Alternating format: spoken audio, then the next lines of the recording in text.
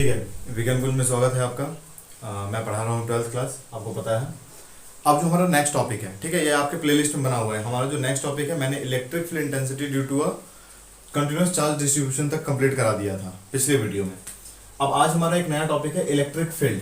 ठीक है, electric field क्या होती है, मैंने इलेक्ट्रिक फील्ड तो बता दिया आप लोगों को कि इलेक्ट्रिक फील्ड क्या होती है। अब इलेक्ट्रिक फील्ड लाइन्स क्या होती है, ठीक है। तो इलेक्ट्रिक फील्ड लाइन्स, अब इलेक्ट्रिक फील्ड लाइंस क्या होती है इसके बारे में देखेंगे। इलेक्ट्रिक फील्ड आप लोग जानते हैं, वो मिर्जापुर वाला जो एग्जांपल दिए पिछली वीडियो में वो याद रखिएगा।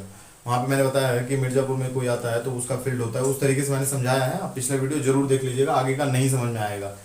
बीच में से कोई वीडियो नहीं देखेगा, कोई मतलब नहीं बनेगा, समझ में ही नहीं आएगा। ठीक है, अब यहाँ पर देखते हैं हम लोग कि इलेक्ट्रिक फील्ड लाइंस की बात करते हैं। तो यहाँ बोला है कि an electric field lines as a path. Electric field line एक तरीके का रास्ता है, एक तरीके का पाथ है।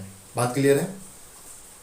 स्ट्रेट और कर्व्ड, जो सीधा भी है कहीं कहीं और कर्व्ड, सीधा और कर्व्ड है। इन इलेक्ट्रिक फील्ड, हमारे इलेक्ट्रिक फील्ड में एक हमारे पास इलेक्ट्रिक फील्ड है। जैसे सपोज है कि मैं फिगर के थ्रू समझा दूं। यदि मान लीजिए हमारे पास एक पॉजिटिव चार्ज है और एक नेगेटिव चार्ज। अब क्यू आप लोग समझिएगा कि दोनों क्यू है। उसके बाद हमारे पास हम लोग फिगर बना लेते हैं। फिगर बनाने का अपना एक तरीका होता है और 12th क्लास में फिगर बनाना है, ये बात याद रखिएगा। फिगर बनाएंगे तो नंबर। वैसे मैं इसके बाद एक सेशन लूंगा कि how to write in board exam. Okay, how to write in board exam and why our copy is just looking like as a very good and neat and clean, how you get a number in board exam. ये दो topics रहेंगे। तो क्यों होंगे, क्यों करना है, ऐसा सब एग्जाम्पल दिया जाएगा। ये आपका इलेक्ट्रिक फील्ड है। इलेक्ट्रिक फील्ड हमेशा क्या होती है, पॉजिटिव से नेगेटिव की तरफ मूव करती है।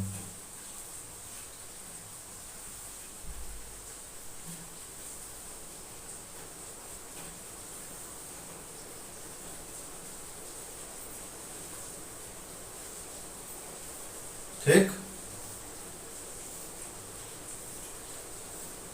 पॉजिटिव से आउटवर्ड डायरेक्शन में और नेगेटिव से इनवर्ड डायरेक्शन में। ठीक है, पॉजिटिव से आउटवर्ड डायरेक्शन में निकल रहा है और नेगेटिव से इनवर्ड डायरेक्शन में। अब देखते हैं कि बोला है कि ये, अच्छा ये पूरी बात यदि हम करते तो ये पूरा का पूरा इलेक्ट्रिक फील्ड है, यानी ये जो पूरा एरिया है ये पूरा इलेक्ट्रिक फील्ड है। और ये जो यहाँ लाइंस बनी हुई है ये क्या है, इलेक्ट्रिक फील्ड लाइंस है। यानी एक तरीके का रास्ता है हमारे इलेक्ट्रिक फील्ड के अंदर, जो स्ट्रेट और कर्व्ड दोनों होता है। स्ट्रेट और कर्व्ड दोनों हो सकता है। ठीक, such that tangent to it at any point gives the direction of electric field intensity at that point। अब बहुत सारे बच्चों को टेंजेंट का मतलब नहीं पता होगा, मैं बता दे रहा हूँ कि मान लीजिए आपके पास एक सर्कल है, कर्व्ड पाथ पे ही टेंजेंट खींची जाती है। ठीक है, अभी आपके पास कोई सर्कल है, अब यहाँ पे मान लीजिए ये पॉइंट हम उठाते हैं। इस पॉइंट पे हम ऐसे इस पॉइंट को टच कराते हुए यदि कोई स्ट्रेट लाइन खींचते हैं तो वो उस पॉइंट का टेंजेंट कहलाता है। क्लियर है, वो उस पॉइंट का क्या कहलाता है, टेंजेंट कहलाता है। कोई सर्कल है, दैट मींस कोई कर्व्ड पाथ है, आप सर्कल भी मत बनाइए, हटा दीजिए इसको। सर्कल मैंने इसलिए बताया क्योंकि आपने 10th क्लास में पढ़ा हुआ है। मान लीजिए हमारे पास ये कोई कर्व्ड पाथ है, किसी कर्व्ड पाथ पे किसी पॉइंट पे यदि हम लोग किसी पॉइंट से टच कराते हुए कोई लाइन खींचते हैं तो उसको क्या कहते हैं, टेंजेंट कहते हैं। क्लियर है, और वही टेंजेंट क्या दिखाता है, उस इलेक्ट्रिक फील्ड लाइन की डायरेक्शन को इंडिकेट करता है। जैसे सपोज है ये हमारा एक कर्व्ड लाइन है। कर्व्ड लाइन पे हमने क्या किया, एक पॉइंट बना दिया और पॉइंट से हमने क्या किया, एक पॉइंट से हमने एक डायरेक्शन यानी एक लाइन खींच दी तो ये टेंजेंट हो गया। तो यहां बोला है कि such that tangent to it at any point, इस पूरे जगह पे कहीं भी किसी भी पॉइंट पर एक टेंजेंट हम लोग खींच देंगे, जो क्या करता है, gives the direction of electric field intensity, जो इलेक्ट्रिक फील्ड इंटेंसिटी के डायरेक्शन को बताता है उस पॉइंट पे। यानी कि यहाँ वाला ये वाला जो पॉइंट है ये इधर की तरफ मूव कर रहा है, ये वाला जो पॉइंट है इधर की तरफ मूव कर रहा है, यानी उसके डायरेक्शन को इंडिकेट करता है कि वो किस डायरेक्शन में मूव कर रहा है। हमारा वो फील्ड लाइन है या वो इलेक्ट्रिक फील्ड लाइन से वो किस डायरेक्शन में मूव कर रहा है। बात समझिए, टेंजेंट का क्या काम पता चला। इसीलिए हम कहते हैं, हम हर वीडियो में अपने कह रहे हैं कि डेफिनेशन रटना छोड़ दो। क्लियर, रटेंगे नहीं समझ में आएगा। फिजिक्स रटने की चीज ही नहीं होती, फिजिक्स जो है वो समझने की चीजें हैं। ठीक है, फॉर्मूला रटना है, वो भी रटना नहीं है, वो जानते हो पढ़ते पढ़ते समझते समझते वो रट जाता है, रटता नहीं कोई फॉर्मूला बैठ के। तो यहाँ पे देखिए इस पूरे एक एक लाइन का एक एक अक्षर का आपको मतलब इस फिगर के अंदर समझ में आ गया, मतलब मैंने समझा दिया। अब आपको समझना है, फिर से देखते हैं overall electric field and electric field lines, ये इलेक्ट्रिक फील्ड लाइंस है an electric field lines as a path. Electric field line क्या है? एक पाथ की तरह है जो स्ट्रेट और कर्व्ड है, स्ट्रेट और कर्व्ड है। किसमें? पूरी की पूरी इलेक्ट्रिक फील्ड में। अब मैग्नेटिक फील्ड में तो खोजने नहीं जाओगे ना इलेक्ट्रिक फील्ड लाइंस को, तो पूरे के पूरे इलेक्ट्रिक फील्ड में क्या है? ये एक स्ट्रेट और कर्व्ड लाइन है। Such that tangent to it, अब यहां पर कहीं भी आप एक टेंजेंट खींचते हैं, tangent to it any point gives the direction of the electric field intensity, gives the direction of the electric field intensity कहां पर? At that point. सारी चीजें कनेक्ट करके पढ़ो, बहुत अच्छे से समझ में आएगा। बात क्लियर हो रही है? तो ये आपका इलेक्ट्रिक फील्ड लाइंस के बारे में था कि इलेक्ट्रिक फील्ड लाइंस ये होती हैं कि पॉजिटिव नेगेटिव बना लिए, उसके बाद आपको ये पूरा ये सिस्टम ऑफ चार्ज कहते हैं इसे। जहां पर भी दो चार्ज आ जाए और उसके बीच में कुछ रिएक्शन हो रहा हो उसको हम लोग सिस्टम ऑफ चार्ज के नाम से जानते हैं। This is known as a system of charge. Clear है? कोई दिक्कत नहीं होगा आप लोग को, याद रखिएगा। अब किसी भी कर्व्ड पॉइंट पे हम एक टेंजेंट खींचते हैं, टेंजेंट खींचने के बाद उस टेंजेंट पे एक लाइन ड्रॉ करते हैं टच करा के, तो वो लाइन क्या करती है? वो उस टेंजेंट के डायरेक्शन को दिखाती है, यानी उस कर्व्ड के डायरेक्शन को दिखाती है। लेकिन हम लोग तो ये जनरल फॉर्म में, लेकिन जब इलेक्ट्रिक फील्ड पढ़ते हैं तो हम लोग को क्या कहा जाता है कि eight any point gives the direction of electric field intensity at that point. उस पॉइंट पर इलेक्ट्रिक फील्ड इंटेंसिटी के डायरेक्शन को शो करती है। क्लियर है? आप जल्दी जल्दी इसको फिगर को बनाइए और वो कीजिए, इसका स्क्रीनशॉट लीजिए या नोट करना है नोट कीजिए, जैसा करना है वैसा कीजिए। अब देखिए, हेलो, ठीक है, आवाज आ रही है? अब ये जो इलेक्ट्रिक फील्ड लाइंस के बारे में मैंने बता दिया, इलेक्ट्रिक फील्ड लाइंस क्या होती हैं, कैसे होती हैं, ठीक है। अब उसकी कुछ प्रॉपर्टीज होती हैं, ये आपने बचपन में भी पढ़ा है, यानी कि क्लास 10th में आपने पढ़ा है कि इलेक्ट्रिक फील्ड इंटेंसिटी की, मतलब इलेक्ट्रिक फील्ड इंटेंसिटी या इलेक्ट्रिक फील्ड लाइंस की प्रॉपर्टीज क्या क्या होती हैं। तो उसमें से कुछ प्रॉपर्टी तो सेम मिल जाएगी आपको, कुछ प्रॉपर्टी 12th क्लास के अकॉर्डिंग थोड़ी चेंज है, तो समझिएगा इसको। Properties of electric field lines, ठीक है। पहला पॉइंट है दीज आर डिसकंटिन्यूअस कर्व। अच्छा, थोड़ा थोड़ा करके समझेंगे, पूरा समझेंगे, क्लियर है? These are discontinuous curve. Discontinuous का मतलब हुआ कि ऐसा लाइन या ऐसा काम जो आप पूरा नहीं कर रहे हैं, एक जगह से शुरू कर रहे हैं दूसरी जगह खत्म, फिर दूसरी जगह शुरू कर रहे हैं तीसरी जगह खत्म। मतलब समझ में आया? यानी आप एक पूरा का पूरा काम नहीं कर रहे हैं, यानी पूरी की पूरी लाइन ड्रॉ नहीं हो रही है, तो दीज आर डिसकंटिन्यूअस कर्व। ये एक टाइप का डिसकंटिन्यूअस कर्व है। कैसे? ये पॉजिटिव से स्टार्ट हो रहा है और निगेटिव पे आके एंड हो जा रहा है। पॉजिटिव से स्टार्ट हो रहा है, निगेटिव पे आके एंड हो जा रहा है, पॉजिटिव से स्टार्ट हुआ, निगेटिव पे आके एंड हो गया। क्लियर है? तो ये एक डिसकंटिन्यूअस कर्व है। कंटिन्यू कब होता? जब ये पॉजिटिव से स्टार्ट होता, निगेटिव पे आके खत्म होता, फिर यहाँ से निगेटिव से स्टार्ट होता, पॉजिटिव पे खत्म होता, फिर पॉजिटिव से स्टार्ट। बात समझ रहे? तो वो एक लूप बनता चला जाता, गोल गोल गोल गोल लूप। अच्छा, अब बच्चे कंफ्यूज होते हैं कि नहीं सर ऐसा तो नहीं। हाँ, ऐसा ही है। आप कंफ्यूज क्यों हो रहे हैं वो भी मुझे पता है। आप कंफ्यूज इसलिए हो रहे हैं क्योंकि आपने मैग्नेटिक फील्ड की प्रॉपर्टीज में पढ़ा हुआ है कि हाँ वो कंटिन्यूअस कर्व होती है, तो मिलाना नहीं है। ये इलेक्ट्रिक फील्ड लाइंस है, वो मैग्नेटिक फील्ड लाइंस होती हैं। मैग्नेटिक फील्ड लाइंस में कंटिन्यूअस कर्व भी होता है, क्लोज लूप भी होता है, लेकिन यहाँ पर ऐसा कुछ नहीं होता है। इसलिए अपने दिमाग को क्लियर रखें। अब ऐसे क्लियर है भी तो, पॉजिटिव से निकला निगेटिव में गया, बोलते हैं ना कि पॉजिटिव से निकल के निगेटिव में जाता है। तो देख लो यहाँ पे हर एरो देखो इसी की तरफ है, क्या कोई एरो वापस नहीं आया? क्यों नहीं आया वापस? रीजन है कि वो क्लोज लूप बना ही नहीं रहा है। क्लियर है?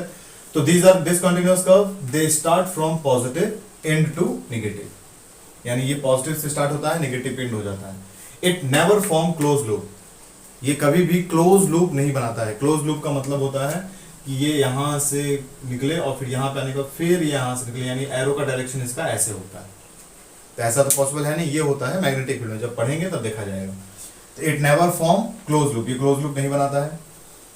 उसके बाद दूसरा पॉइंट देखते हैं, टेंजेंट टू एनी, ये तो अभी पॉइंट हम लोग पहले ही पढ़ चुके हैं इलेक्ट्रिक फील्ड वाले में, यहाँ पे समझ में आ जाएगा। Tangent to any electric field lines gives the direction of electric field intensity at that point. अभी सेम लाइन मैंने समझाया था पीछे कि इस कर्व पे, किसी भी कर्व पे, इस पे किसी भी कर्व पे यदि एक टेंजेंट ड्रॉ करते हैं तो ये टेंजेंट जो है ये क्या शो करता है? ये इलेक्ट्रिक फील्ड इंटेंसिटी के डायरेक्शन को शो करता है, यानी कि जिस तरफ डायरेक्शन टेंजेंट जा रहा है उसी डायरेक्शन में हम लोग क्या शो करते हैं। अब देखिए एरो भी लगा हुआ है और टेंजेंट भी बनाती है, तो टेंजेंट क्या चीज दिखाता है? टेंजेंट दिखाता है कि इलेक्ट्रिक फील्ड इंटेंसिटी की डायरेक्शन किस साइड होगी उस पॉइंट पे। यहां पर क्या करेंगे? यहां पर टेंजेंट नीचे की तरफ बनेगा, इसका मतलब इलेक्ट्रिक फील्ड इंटेंसिटी नीचे की तरफ लग रही है। यहां पर क्या करेंगे? थोड़ा सा ऊपर की तरफ बनेगा यानी इलेक्ट्रिक फील्ड इंटेंसिटी की जो टेंजेंट है या टेंजेंट का जो डायरेक्शन है वही इलेक्ट्रिक फील्ड इंटेंसिटी की डायरेक्शन है, तो ये थोड़ा अपवर्ड डायरेक्शन में है। क्लियर है? तो ये इसका मतलब हुआ कि टेंजेंट यानी कि इलेक्ट्रिक फील्ड लाइंस के कर्व पे कहीं भी टेंजेंट खींचा हुआ है तो वो इलेक्ट्रिक फील्ड इंटेंसिटी के डायरेक्शन को शो करेगा। बात समझ में आई? क्लियर होना चाहिए। उसके बाद third, no electric field lines of force intersect each other. ये जो अलग अलग लाइंस हैं इसी को कहते हैं ना electric field lines of force. Electric field lines of force intersect each other, no यानी कोई भी इलेक्ट्रिक लाइंस ऑफ फोर्स या electric field lines of force आपस में एक दूसरे को इंटरसेक्ट नहीं करते हैं। इंटरसेक्शन का मतलब होता है कि जैसे कोई लाइन यहां से जा रही है तो कोई लाइन यहां से भी आ रही है, किसी एक पॉइंट पे इंटरसेक्ट कर रहे हैं। तो यहां पर ऐसा कुछ नहीं, यहां पे कहीं भी आपको इंटरसेक्ट करता हुआ दिखाई दिया है क्या? फिगर में कहीं नहीं दिखाई दिया है। क्या आप फिगर में ऐसे बना के ये ऐसे कर सकते हैं क्या? पॉसिबल है? नहीं है ना, तो नहीं है पॉसिबल। ये पॉजिटिव है, ये निगेटिव है, और ये मान लीजिए ऐसे आया और उसके बाद फिर हम दूसरी लाइन ऐसे बना दें। तो अब यहां पर यदि हम टेंजेंट ड्रॉ करेंगे तो किस डायरेक्शन में टेंजेंट ड्रॉ करेंगे? नहीं हो पाएगा। तो this is not possible to draw a single tangent at a two direction. That means a single tangent is never sure two directions, it is not possible. एक ही पॉइंट पे दो डायरेक्शन होना पॉसिबल है क्या? नहीं पॉसिबल है। बात समझा? आप एक पॉइंट पे खड़े हो और आपको बोला जाए तुम नॉर्थ भी जाओ और साउथ भी जाओ, हाउ इट इज पॉसिबल? आप नहीं जा पाएंगे ना। आप एक बार में एक ही डायरेक्शन में जा सकते हैं। तो जब हम एक टाइम में एक ही डायरेक्शन में जाएंगे तो ये इलेक्ट्रिक लाइंस ऑफ फोर्स है या इलेक्ट्रिक फील्ड लाइंस है, ये भी एक बार में एक ही डायरेक्शन में मूव करेगा। बात समझ में आई? अभी आपको बोला जाए कि तुम बैठ जाओ और खड़े हो जाओ, दोनों एक ही समय में करो, 5:05 तुम बैठे भी रहो और खड़े भी रहो, पॉसिबल ही नहीं है। आप बैठे भी नहीं रह सकते, खड़े भी नहीं, क्योंकि एक पॉइंट पे एक ही समय में आप दो काम नहीं कर सकते हैं। अब कुछ बच्चों का ऐसा एग्जांपल होगा कि अरे सर हम खाना खाते टाइम टीवी देख लेते हैं, because this is also true example. हम लोग खाना खाते टाइम टीवी देख लेते हैं, तो यहाँ टीवी देखने में कोई वर्क नहीं हो रहा ना, ये आपका यहाँ पे वर्क वेरिएंट 0 हो जा रहा है। ठीक है, तो ऐसे दिमाग मत लगाइएगा। ठीक है, ये सब वाहियात टाइप के दिमाग होंगे, वाहियात नहीं कह सकते हैं।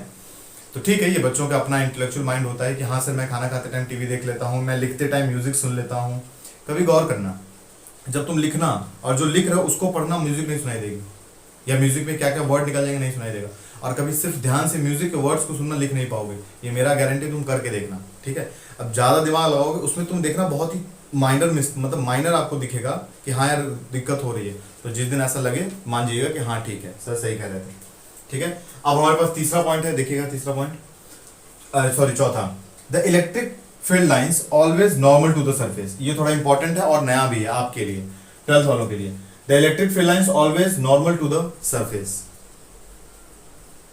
लेकिन पढ़ना है कहाँ पे?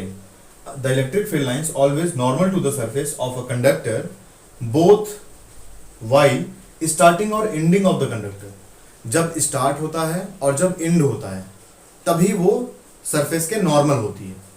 यानी वो जो सरफेस होती है उस पर जो इलेक्ट्रिक फील्ड लाइंस पड़ती हैं वो नॉर्मल तभी होती हैं, उस पे उसके ऊपर नॉर्मल तभी पड़ती हैं कब?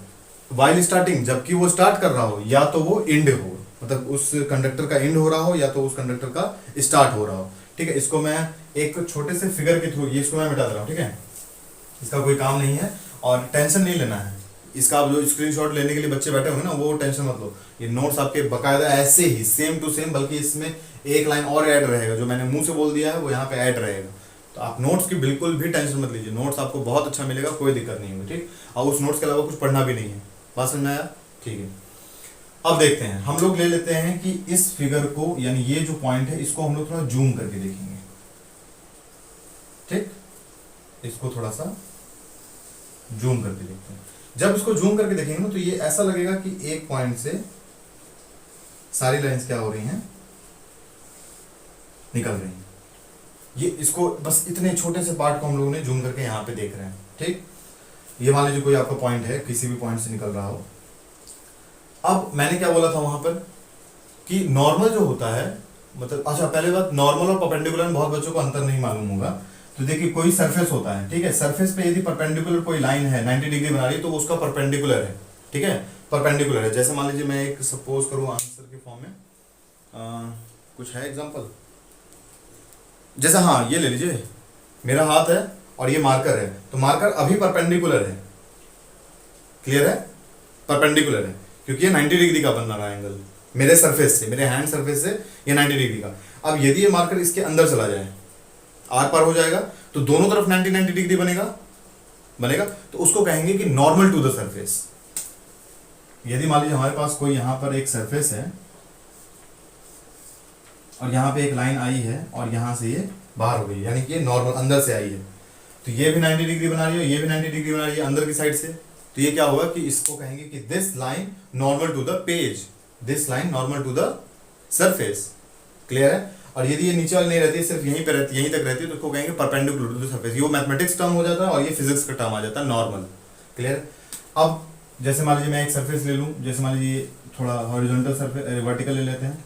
अब यहाँ से कोई कर्व लाइन आई और यहाँ से पास हो गई, तो ये नॉर्मल नहीं होगा, आर पार तो ये भी जा रही है, लेकिन ये 90 डिग्री नहीं बना रही है, इसीलिए ये नॉर्मल नहीं होगी। अब यहां पर हम एक सरफेस ड्रॉ कर लेते हैं। अब देखिए कि सारी की सारी जो फील्ड लाइंस हैं वो हमारे इस सरफेस के क्या हैं, नॉर्मल है, क्योंकि सारी की सारी 90 डिग्री बना रही है। ये भी 90 डिग्री, उधर से भी, इधर से भी, ये भी, ये भी, ये भी। तो इसीलिए बोला है कि starting of the conductor and ending of the conductor, इन्हीं दो कंडीशंस में जो हमारे पास सरफेस होता है उसके ऊपर इलेक्ट्रिक लाइंस ऑफ फोर्स या इलेक्ट्रिक फील्ड लाइंस क्या होती हैं, नॉर्मल होती हैं। अब नॉर्मल का मतलब समझ में आ गया ना, कि यदि कुछ ऐसा होगा तो वो नॉर्मल होगा, लेकिन यहां पर नहीं होगा। यदि मैं यहां पर आपका कोई सरफेस रख दूं तो आप कहना चाहेंगे कि सर ये भी तो नॉर्मल होगा, तो नहीं होगा, क्योंकि यहां पर लाइंस क्या हो जा रही हैं, कर्व हो जा रही हैं। ठीक। तो starting of the conductor and ending of the conductor, this case is only applicable while starting of the conductor and the ending of the conductor, the electric lines of force normal to the surface, any surface। ठीक है। किसी भी surface के normal कब होंगी, जब या तो वो स्टार्ट हो रहा हो कंडक्टर का, यानी स्टार्टिंग पॉइंट पे हो, और वो या तो एंडिंग पॉइंट पे हो। क्लियर है। इसके बाद दो पॉइंट हमारे पास और है जो यहाँ पे हो नहीं पाया था, क्योंकि बोर्ड से छोटा होने की वजह से। दो पॉइंट्स मैं आपको ऐसे ही समझा के बता दे रहा हूँ। पॉइंट नंबर 4 तक था उसमें, हमारे पास पॉइंट नंबर 5 और पॉइंट नंबर 6 है। पॉइंट 5 में क्या था कि दोनों चार्ज के बीच में कॉन्ट्रैक्ट होता है। कब, जब बोथ चार्ज, जैसे ये पॉजिटिव है, ये निगेटिव है, ये कैसे चार्जेस हैं, अनलाइक चार्ज है। अनलाइक चार्ज में क्या होता है, अट्रैक्शन होता है। अट्रैक्शन कैसे होगा, तो longitudinally positive charge and negative charge attract each other longitudinally. उसमें वही मैं लाइन लिखवाऊंगा, जब आपको नोट्स दिया जाएगा ना तो उसमें वो लाइन लिखी रहेगी 5वें पॉइंट में, कि the attraction of the opposite forces या the attraction of the unlike charges is contract each other with longitudinally. Clear है। ये लॉन्गिट्यूडनली आपस में क्या होते हैं, अट्रैक्ट होते हैं जब ये सिस्टम में होते हैं। जैसे अनलाइक चार्ज है, पॉजिटिव है निगेटिव है, या निगेटिव है पॉजिटिव है, तो ये आपस में कॉन्ट्रैक्ट होते हैं, यानी कि आपस में चिपकने की कोशिश करते हैं। अट्रैक्शन होता है इन दोनों के बीच में। बात समझ में आया। तो अट्रैक्शन कैसे होता है, तो लॉन्गिट्यूडनली होता है, लेंथ के बेसिस पे होता है, लॉन्गिट्यूडनली। क्लियर है।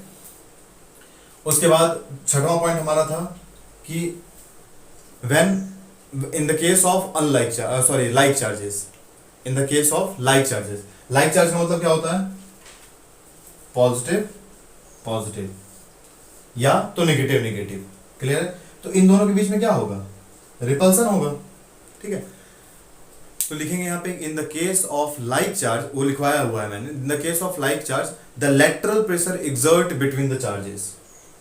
ठीक है। In the case of like charge, in the case of like charge the lateral pressure, lateral मतलब होता है थोड़ा सा, प्रेशर मतलब होता है दबाव। द लेटरल प्रेशर एक्सर्ट, यहां क्या होता है कि एक छोटा सा प्रेशर क्या होता है, एक्सर्ट होता है इनके बीच में, जो इन दोनों को क्या करता है, रिपल्सन का प्रोसेस करता है। बात क्लियर हुआ कि एक छोटा सा चार्ज यहाँ पे एक लेटरल यानी बहुत ही माइनर प्रेशर वहां पे एक्सर्ट होता है, और ये आपस में क्या होते हैं, रिपल करते हैं एक दूसरे को, रिपल्सन होता है उसकी वजह से, लाइक चार्जेस की वजह से। पॉजिटिव पॉजिटिव रहे चाहे नेगेटिव नेगेटिव रहे, फर्क नहीं पड़ता है। लाइक चार्ज का मतलब एक जैसा, अनलाइक चार्ज का मतलब होता है अलग अलग टाइप के चार्जेस। तो ये 6 प्रॉपर्टी है, properties of electric field lines की। ये 6 प्रॉपर्टी इलेक्ट्रिक फील्ड लाइन की जो डेफिनेशन थी वो इलेक्ट्रिक फील्ड लाइंस में हम लोग जो फिगर बनाए हैं, ये सारी चीजें आपके एक पेज में लिख के आपके पीडीएफ के फॉर्म में करके आपके टेलीग्राम चैनल पे है। आप टेलीग्राम चैनल कैसे करेंगे, या तो आप लिंक से ले लीजिए, लिंक में डिस्क्रिप्शन में लिखा हुआ है, वहां से जाइए। यदि वहां से कोई प्रॉब्लम होती है, बार बार रीलोड करने के लिए बोलता है गूगल पे, तो आप क्या कीजिए, आप टेलीग्राम पे जाइए, सर्च बॉक्स में वहां पे विज्ञान कुंज जो आपके चैनल का नाम है या यूट्यूब चैनल का, आप वही सर्च कीजिएगा, आपको वहां पे मिल जाएगा। ठीक है, ज्यादा लोग होंगे नहीं, अभी फिलहाल में हो जाएंगे। तो वहां पर आपको ये पूरा का पूरा पीडीएफ आपको एकदम नोट्स की तरह मिल जाएगा। ठीक है, ये ऐसा है ना कि ये लाइक सब्सक्राइब और इन सब के लिए वीडियो नहीं बना हुआ है, या ये कॉन्सेप्ट नहीं बना, ये इसलिए बना है क्योंकि अभी मैं 4 जगह वो पढ़ा रहा हूँ, मतलब 2 जगह ट्यूशन सीनियर बच्चों को और 2 जगह कोचिंग पढ़ा रहा हूँ। तो वहाँ पे बच्चों का जो है ना कि सर मतलब कि ये हो गया, मतलब कि सर पढ़ नहीं पा रहे हैं हम लोग, भाई इन लोगों को तो मिल जा रहा है कि बहुत ही बेसिक तरीके से मिल जा रहा है कि आईआईटी जेई तो सब पढ़ा रहे हैं, लेकिन 12th के बोर्ड में भी तो नंबर लाना है। 12th का बोर्ड कैसे पास आउट होंगे? सारे बच्चों का आईआईटी सपना थोड़ी है, एनडीए भी कर रहे हैं बहुत बच्चे, ठीक, बहुत बच्चों को सिविल सर्विसेज में ना आईएएस पीसीएस बनना है, सब लोग इंजीनियर बन के क्या करेगा? सब लोग इंजीनियर बनना नहीं चाहता है। तो इसकी वजह से आपको बोर्ड के लिए ये पूरा का पूरा कंटेंट दिया जा रहा है। बोर्ड में 100 में से 95 नंबर आप ला सकते हैं यदि आप चाह जाएं तो। ठीक है, जैसे जैसे आपको पढ़ा, अच्छा ये जो सेशन चल रहा है ये पूरा चलेगा होल ईयर, ये नहीं कि 10 दिन बाद बंद हो जाएगा, 5 दिन बाद बंद हो जाएगा, ऐसा कुछ नहीं है। बहुत सारे लोग बोलेंगे भी, तो ऐसा मानिएगा मत, ये पूरा चलेगा। ठीक है, लास्ट तक, क्योंकि मेरा ज़्यादा समय जाता नहीं है, मैं रात में बना लेता हूँ। अभी मैं रात में बना रहा हूँ, अभी 3 बज रहा है रात का, तो अभी मैं बना रहा हूँ क्योंकि फ्री हूँ। तो ठीक है, अभी मैं अपना पढ़ के आया तो आपका वीडियो बनाने लगे। तो ये बंद नहीं होगा, ये चैप्टर बाय चैप्टर चलता रहेगा आराम से। चैप्टर खत्म होते ही सारे न्यूमेरिकल्स करा दिए जाएंगे, एग्जाम्पल्स करा दिए जाएंगे, एक एक वीडियो में सब कुछ क्लियर हो जाएगा। बात समझ में आई? आप लोग को भी साथ रहना पड़ेगा, यानी इस चैनल के साथ जुड़ के आप एकदम साथ में रहिए, नोट्स भी बनाइए, यानी कि ऐसा लगे कि हाँ मतलब हम लोग आपस में इंटरेक्ट हैं। आप यूट्यूब पे देख के पढ़ेंगे कि अरे यार ये तो यूट्यूब वाले सर हैं, तो नहीं पढ़ पाएंगे, सीधी सीधी बात है। एकदम ऐसे पढ़िए, क्योंकि आप अच्छा कहीं भी कोई भी दिक्कत होती है, कहीं भी किसी भी पॉइंट पे कहीं भी कोई भी दिक्कत होती है, तो आप अपने दिमाग में रखिए, तुरंत उसको कमेंट बॉक्स में लिख दिया कीजिए। ठीक है, कमेंट बॉक्स में फालतू लोग कमेंट ना करें जो नहीं पढ़ने आ रहे हैं, तो नहीं तो फिर ब्लॉक कर देंगे। यदि मान लीजिए हम ब्लॉक कर दिया आपको वहां से, तो फिर आप मेरा चैनल कभी नहीं खोल पाएंगे। ठीक है, आपका नुकसान होगा ना, बात समझ रहे हैं? तो मेरा नुकसान होगा, मेरे सब्सक्राइबर कम होंगे, उससे हमको कुछ फर्क नहीं पड़ रहा है। बात समझ में आया? बात समझ में आ रहा है? कोई दिक्कत नहीं। तो इसको आप लोग थोड़ा मतलब साथ में रह के पढ़ा जाए तो ज़्यादा अच्छा होगा, बहुत ही अच्छे से होगा। फिजिक्स मेरी जिम्मेदारी है, ये आपका देगा। और ये चैनल आपको फिजिक्स केमिस्ट्री बायो ये 3 चीज़ देगा। मैथ्स वाले बायो को ना पढ़ें और बायो वाले मैथ्स ना पढ़ें, सीधी सीधी बात है। बात क्लियर है? ठीक है, ऑल द बेस्ट। ये क्लियर हो जाएगा इसके बाद। ठीक है, इसके बाद का सेशन आएगा हमारा कि how to write in a board examination. Board exam में आपको कैसे लिखना है। सिर्फ पढ़ लेने से, सारी चीज़ें इकट्ठा कर लेने से, दिमाग में सारे फॉर्मूले हो जाएं, सारा कॉन्सेप्ट याद रहे, इससे नहीं होता है। लिखने से भी बहुत सारे नंबर में ऊपर नीचे हो जाते हैं। एक एवरेज बच्चा 80 ले आता है और एक क्लास का अच्छा बच्चा 75-70 पे टिक जाता है। मेरे पिछले 5 साल के एक्सपीरियंस में मैंने कम से कम 100-150 ऐसे एग्जाम्पल्स देखे हैं। क्लास के बहुत होनहार बच्चे, बहुत अच्छे बच्चे 70-75 पे आ गए, और जो क्लास में पीछे बैठते थे, थोड़ा कम बोलते थे क्लास में, और जैसे ना जवाब नहीं दे पाते थे, और उन बच्चों का हाई मार्क्स है 82%, 95%, ऐसे ऐसे बच्चे हैं। तो how to write in a board examination, ये अगला सेशन होगा आपका। वॉच कीजिएगा उसको, देखिएगा कि क्या समझाया जा रहा है। ठीक है, तब तक ऐसे ही। Okay, bye.